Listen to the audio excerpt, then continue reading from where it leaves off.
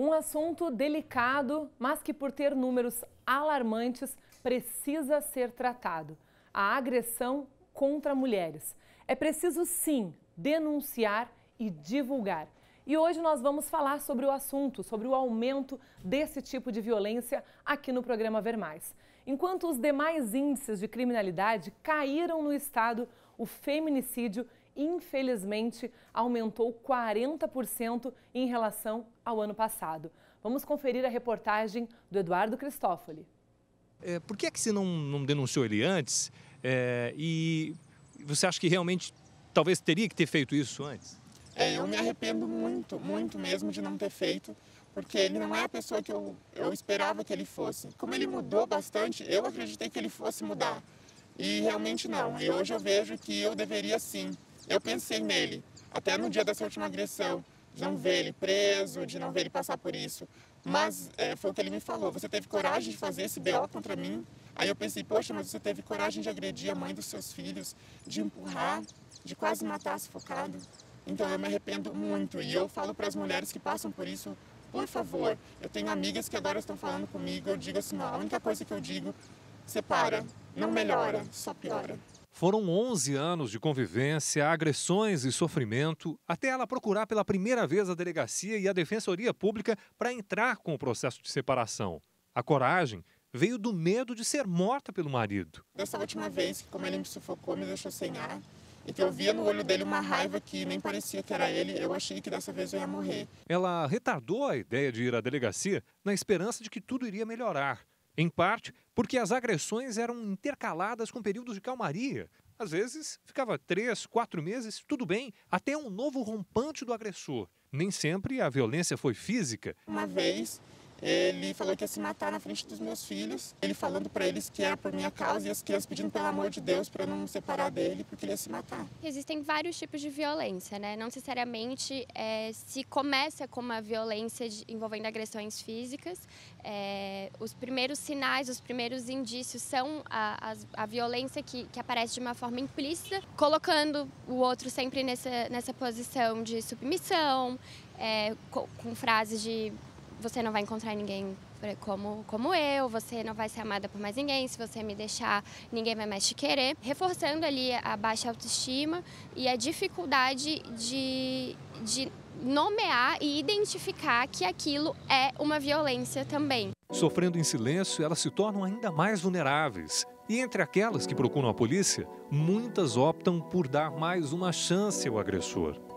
E assim, enquanto os demais índices de criminalidade estão em queda no estado, o número de feminicídios voltou a subir. Desde que esta tipificação foi criada lá em 2015, nunca se matou tantas mulheres em Santa Catarina quanto em 2019. Foram 58 vítimas este ano. Esse fenômeno do aumento do feminicídio tem sido no país inteiro. Esse é um ano que tem se matado muito mais mulheres do que em anos anteriores. Outra situação também é uma qualidade melhor na investigação. Então, desaparecimento de mulher, suicídio, homicídio, até latrocínio, que eram registrados anteriormente sobre essa tipificação, a qualidade da investigação mostrou que eram feminicídios. E esses crimes estão aparecendo e a intenção nossa é identificar com todo rigor a morte e o desaparecimento de mulheres. A morte de Daniela Almeida Pereira, de 36 anos, foi um dos casos em que o trabalho da polícia foi decisivo para esclarecer o que tinha sido registrado como desaparecimento, mas, na realidade, foi mais um caso de feminicídio. E a investigação apontou que o crime foi cometido pelo próprio companheiro de Daniela, que foi até a delegacia informar que a mulher tinha sumido. As câmeras de segurança registraram a vítima descendo do ônibus e entrando no carro do suspeito. Dias depois, o companheiro dela confessou que matou, queimou e depois enterrou Daniela no sul da ilha. São crimes bárbaros que chocam e, infelizmente, não param de crescer.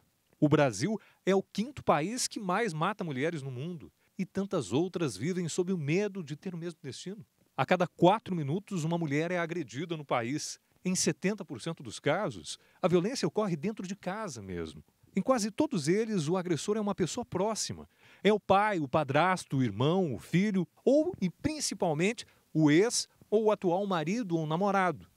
E a realidade catarinense, infelizmente, é tão violenta quanto a do Brasil. De janeiro a novembro, a Defensoria Pública de Santa Catarina fez 263 atendimentos de mulheres vítimas de violência doméstica, isso só na capital.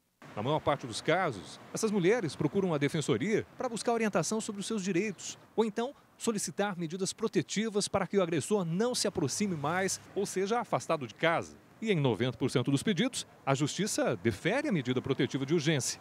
O problema é que muitas mulheres apanham caladas. A nossa orientação para essa vítima é que ela dê um basta nessa situação de violência. Procure ajuda.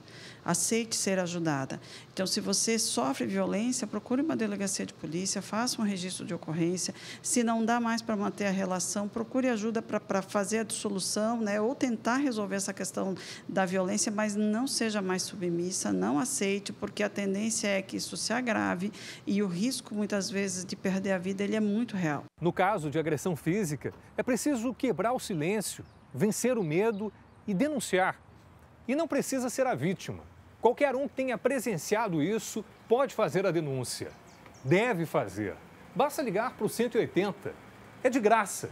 Já nos casos de ameaça, aí é a vítima que deve agir. O crime de ameaça é o mais comum entre os boletins de ocorrência. Mas vir até aqui, só fazendo um BO, não adianta de muita coisa. Nos casos de ameaça, a vítima precisa representar contra o autor para que a polícia possa investigar o caso e ajudar a proteger essa mulher. Ela tem que autorizar que o Estado faça a investigação e que possa punir esse agressor. Sem essa representação nos crimes de ameaça, o Estado não tem o que fazer. Outra situação, se mantenha firme, tem uma postura firme durante o processo. Por isso que nós pedimos muito a criação de grupos de apoio, de amparo para essas mulheres, porque ela precisa ser fortalecida. Há os casos de crime de lesão corporal, até tentativas de feminicídio, em que a vítima, por uma dependência psicológica, por medo do autor, por dependência financeira, ela acaba depondo a favor do seu agressor. Esse é um fenômeno real. Então, a gente precisa amparar essa mulher para que ela se mantenha firme durante esse rompimento da violência. Aline Rodrigues Camargo Pereira, de 37 anos, fez a denúncia. A Justiça ordenou que o ex-companheiro se afastasse da casa dela, mas a Aline continuou se encontrando com ele. A justificativa para os encontros era resolver questões da separação. Num desses encontros, na beira-mar de São José, em maio, ela perdeu a vida. Ela muitas vezes foi espancada por ele. Ele quebrou a perna dela em uma dessas brigas. Briga não, ele batia. Eu acredito que ele seja um psicopata. Nos últimos anos, a punição para esse tipo de crime ficou mais dura. A mudança no Código Penal foi em 2015. Feminicídio é o assassinato de mulher por razões da condição do sexo feminino. O condenado pode pegar de 12 a 30 anos de prisão. E com as alterações de 2018, a pena pode ser ainda maior se a vítima estiver sob medida protetiva, que é quando o juiz determina que o homem não pode se aproximar da mulher. Além da legislação estar mais pesada, o apoio às vítimas de violência doméstica está cada dia maior. A Rede Protetiva da Mulher reúne o Poder Judiciário, a Defensoria Pública, o MP, além de órgãos da saúde, educação e segurança. Hoje, há abrigos para onde as mulheres desamparadas ou então juradas de morte podem ir para virar a página, recomeçar uma nova vida em segurança. São locais mantidos sob sigilo em que o município banca as despesas com aluguel e alimentação e para onde a mulher pode ir acompanhada dos filhos. As crianças seguem estudando e, na medida do possível, a mulher pode sair de dia para trabalhar fora, se achar conveniente e se sentir segura. O primeiro passo, reforça esta psicóloga, é abrir o jogo e buscar apoio. E depois não se deixar enganar pelo agressor. A primeira coisa é falar, né, e entender e admitir e reconhecer que há uma prática de violência. O agressor, ele entra mesmo e coloca a mulher num circuito de compensação, né, de que pratica a violência e aí depois vem com um arrependimento, diz que vai mudar e isso acende a esperança na mulher de que aquele relacionamento de fato tem uma chance e se cegam, né, deletam, anulam o histórico de violência que vem antes desse período de reconciliação.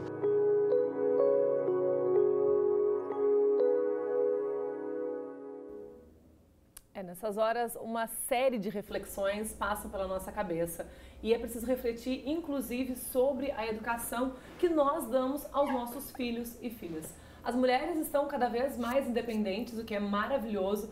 Nós somos já a maioria nas universidades, estamos conquistando cada vez mais espaço no mercado de trabalho. mas muitas famílias ainda cultivam a cultura de que o menino tem que ser o mais forte, né? Empodera o menino por um lado, né? Mas ele tem que ser mais isso, mais aquilo, não pode chorar, aí ele tem que ser o valentão.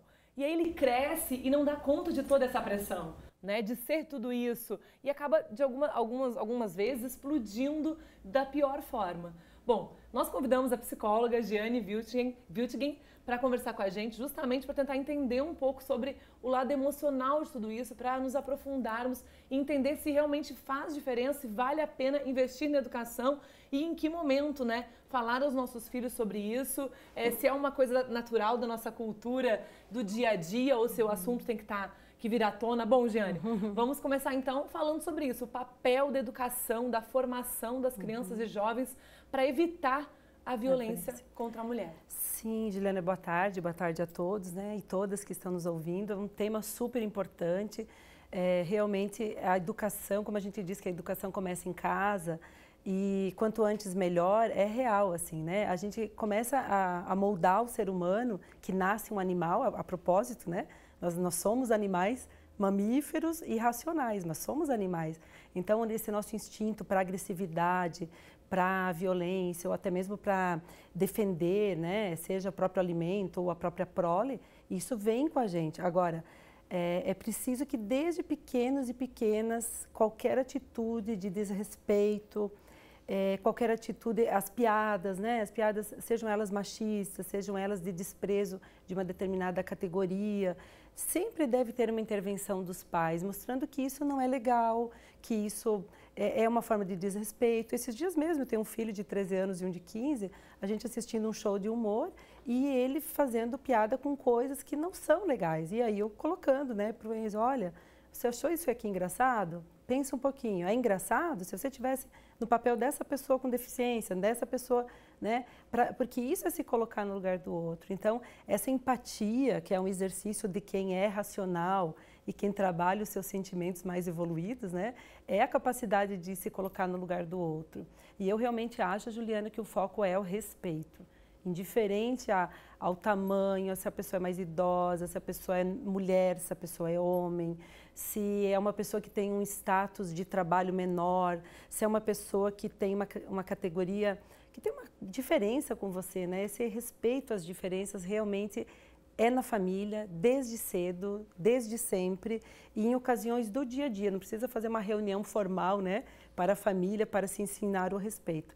É com tudo, é desde o gosto musical, é na conversa, é na propaganda do programa da TV, em coisas da internet, é em memes, em tudo isso você pode intervir ensinando o respeito aos seus filhos e filhas.